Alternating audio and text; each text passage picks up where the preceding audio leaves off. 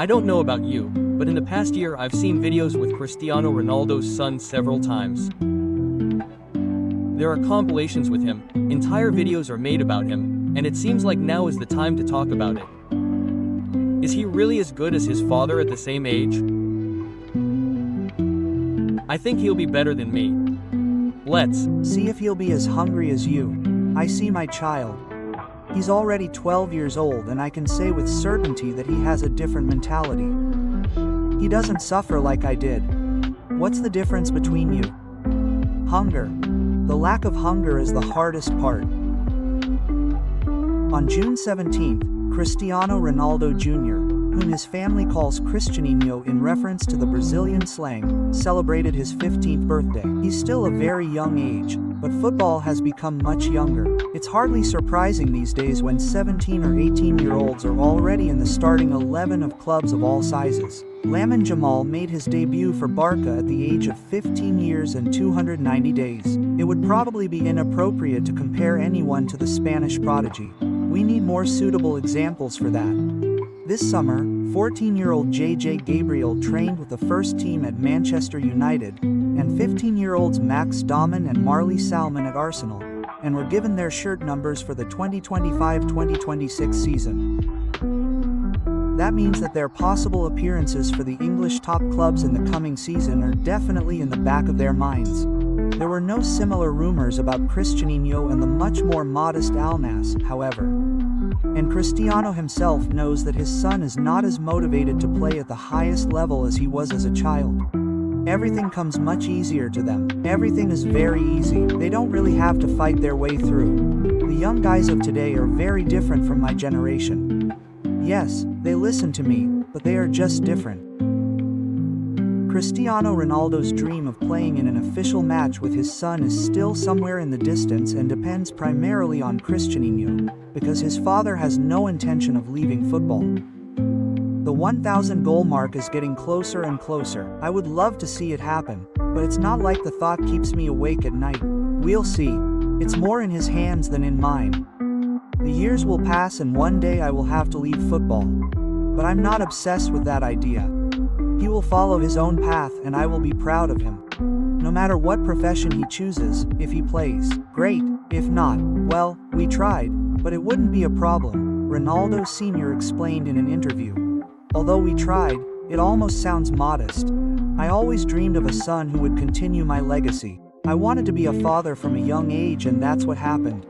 I was 25 when Cristianinho was born. I absolutely wanted to experience his entire journey, his development, his growth as a person and as a man. The Portuguese described his feelings. Cristiano Ronaldo follows this development, both as a person and as an athlete, very personally and with great meticulousness. Perhaps he is also driven by the desire to do everything he can to ensure that his son does not have to go through the difficult childhood that he himself experienced. And he once said the following about it: "When I was 11 or 12 years old, we had no money and lived in the same neighborhood as other young people because I lived in Madeira.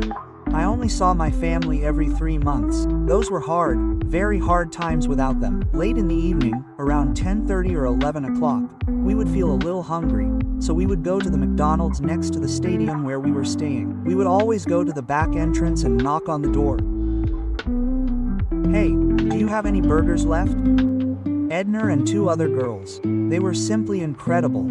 I never saw those girls again. I even tried to track them down through some people in Portugal, but I couldn't. To be honest, I really want to find them, to somehow say thank you, because that time was invaluable to me, something I'll never forget. We found something I don't think you've seen yet. An interview for Norwegian television where you just went to his house, the house that I think you bought him in 2004, a year before he died.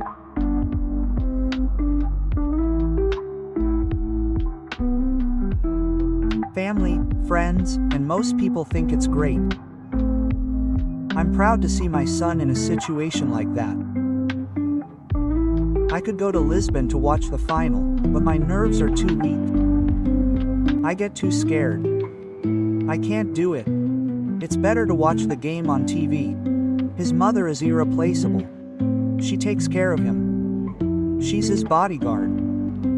He gets the highest level of care.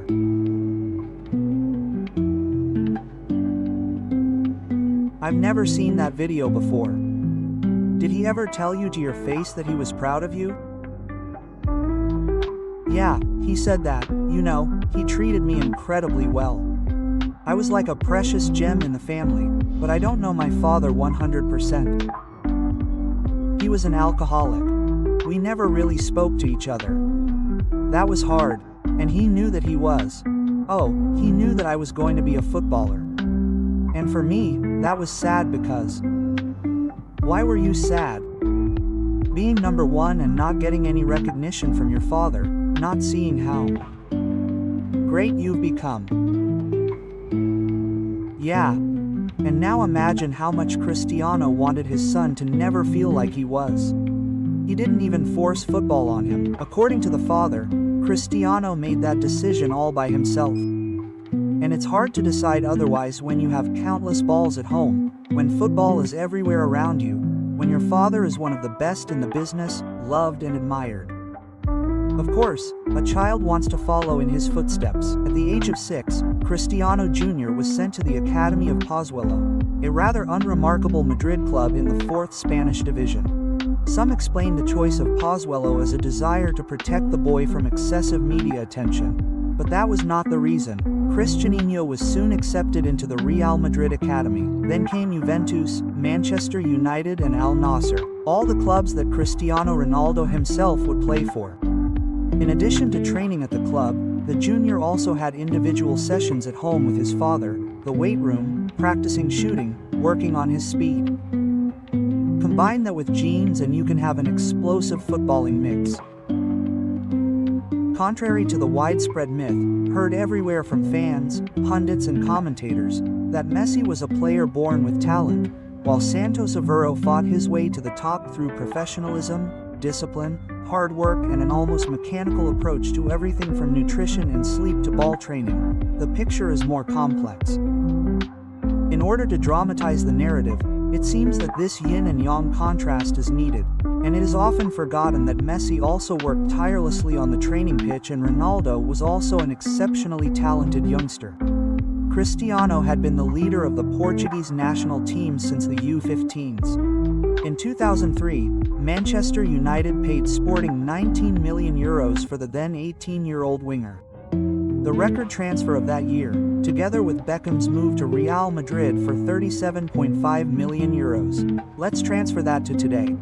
Wirtz's record transfer was €125 million. Divide that amount by 2 and that's about the amount you would probably pay for an 18-year-old Cristiano today, not exactly fitting for the legend of the average player. Barcelona paid just €13 million more for Ronaldinho, who was already a world champion at the time. And who said that determination and perseverance in achieving a goal are not talent? In my opinion, that is one of the greatest gifts of all. Some people find it difficult to concentrate on one task for half an hour, while others, like Ronaldo, continue to work tirelessly, day after day, for hours on end, even when they already have everything they could wish for. That is a tremendous gift. The genes in the Dos Santos Aveiro family are truly exceptional. In fact, Cristiano looks impressive compared to his peers. He is powerfully built and tall, measuring 185 centimeters. Just like his father, who is 1.87 meters tall, and he plays well with his head. Only Cristiano Sr. has developed a leap to almost fantastic heights, while Cristiano uses his height to his advantage. However, this advantage could disappear with the transition to adult football. The junior is technically skilled, can outplay several opponents at once, wears the number 7 as a left winger like his father, takes free kicks powerfully, accurately and with great power, and scores frequently. As captain, he won national championship with the Al Nassr U13 and U14 teams. There is, however, a Hagan, national champion of Saudi Arabia. Difficulties arose when João Santos called the boy up to the Portuguese U15 national team for the Velado Macaque tournament in May. In the final against the hosts from Croatia, which the European Brazilian team won 3-2, Cristiano scored a brace, once with his left foot and once with a header, symbolically celebrating in the style of his father, and that is where the parallels to Ronaldo Sr. end. Despite his 2 goals, Cristiano remained largely inconspicuous on the pitch, rarely touching the ball and making a high error rate. Those were his only goals in the entire tournament. In the group stage against Japan, Greece and England, he was unable to make any further direct impact. The opening match against the representatives of the land of the rising sun even turned into a complete nightmare. Only 2 precise passes from 17 touches of the ball and 0 useful actions. His father was forced to take a stand and defend his son. Ronaldo Jr.'s performance was unsatisfactory, and there are many areas that need to be worked on. He was under a lot of pressure, but that's just part of top-level football. At this level, Cristiano's biggest weakness became clear: his slowness, especially in decision-making. The junior simply didn't know what to do with the ball, held it for too long, tried to use technique to save himself, but only attracted a bunch of opponents and lost possession. His ball control is poor when moving. The Portuguese's dribbling skills are usually evident from a standing position. His goals tend to come from a good shot or from open positions. Situations that are common in Saudi Arabia. The generally slower pace of play in Asia probably has an effect on Ronaldo Jr.'s performance level.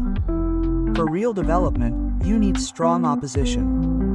Yes, every now and then outstanding players also emerge in non-football countries, such as George Weah. But these are rather exceptions to the rule. It would probably be better if Cristiano were to transfer to the academy of Juventus, for example. However, it is hard to imagine that Cristiano Ronaldo would let his beloved son go at such a young age. The Portuguese legend has identified motivation as the main problem anyway. Cristiano already has everything, whether he achieves anything or not. A luxurious life is guaranteed for him. He was born with a special status and constant attention and could easily believe that the good things in life practically fall into his lap. Ronaldo Sr. fights against precisely this mindset, among other things by keeping his son away from smartphones. Incidentally, Cristiano only recently got his first phone. His father also keeps him away from unhealthy foods such as chips, fast food and the like, and forces him to train even when the boy doesn't really feel like it. Joking comments even made the rounds on the internet. You should probably call the child welfare office after a video surfaced in which Cristiano told his father over breakfast that he hadn't had enough sleep and wasn't feeling well. But Ronaldo still insisted on a 2-hour training session. But Ronaldo Jr. basically has no real choice. Even if he were in a strong academy like Juventus, he wouldn't get any special treatment there. And at home he is under his father's watchful eye anyway. Not only is Cristiano Jr. not ready for professional football yet, it's premature to even talk about an U18 team at the moment. Nevertheless, the probability is quite high that he will make significant progress in the coming season, even if it is certainly too early to think about a revival of the great rivalry between Messi and Ronaldo. After all, Lionel Messi's son Thiago also dreams of becoming a footballer and is rumored to be making a good impression in the United States. Ronaldo Jr. currently looks more like a future player for a solid midfield club of all levels. Udinese, although not everyone makes it to a club like Udinese. Do you think Ronaldo Jr. can at least get a little closer to his father? When I was young, I always learned that if you give something to God, He will give you back twice as much. That's exactly what happened in my life. Since I've been doing this, everything in my life has gotten better and better. That's why I'm going to keep doing it, because I think it's important and it makes me feel good. Are you the best footballer in the world right now? I think so. In my own eyes, I'm always the best, no matter what others think or say, not just this year, but always. Yes, I will always consider myself the best, and I will always say so.